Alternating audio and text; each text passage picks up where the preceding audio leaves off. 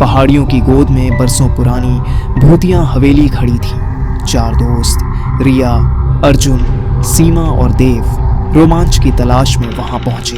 हवेली के भारी दरवाजे चीखते हुए खुले और भीतर घुप अंधेरा छा गया। टॉर्च की रोशनी में उन्होंने देखा दीवारों पर धूल और मकड़ी के जाले थे। ठंडी हवा में अजीब सी गंध थी। अचानक एक झटके के साथ दरवाजे बंद हो गए। वे अंदर कैद हो गए थे।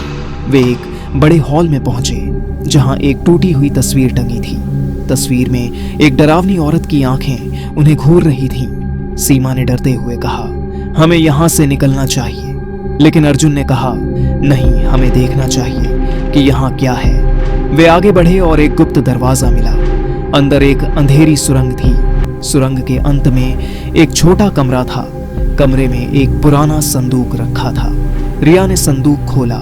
उसमें एक डायरी थी। डायरी में एक शापित आत्मा की कहानी लिखी थी जो हवेली में कैद थी। जैसे ही रिया ने कहानी पूरी की, कमरे में तेज हवा चलने लगी। संदूक से एक धुंधली आकृति निकली। वह शापित आत्मा ने देव ने हिम्मत दिखाते हुए आत्मा को चुनौती दी, तुम्हें हमें परेशान करने का कोई हक नहीं है। देव ने चिल्लाकर कहा।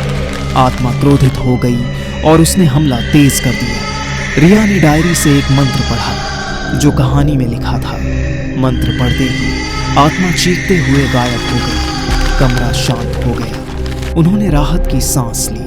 वे समझ गए कि डर का सामना करने से ही डर दूर होता है। उन्होंने संदूक और डायरी ली और हवेली से बाहर निकल गए। पीछे छोड़ गए एक डरावनी रात का रहस्य।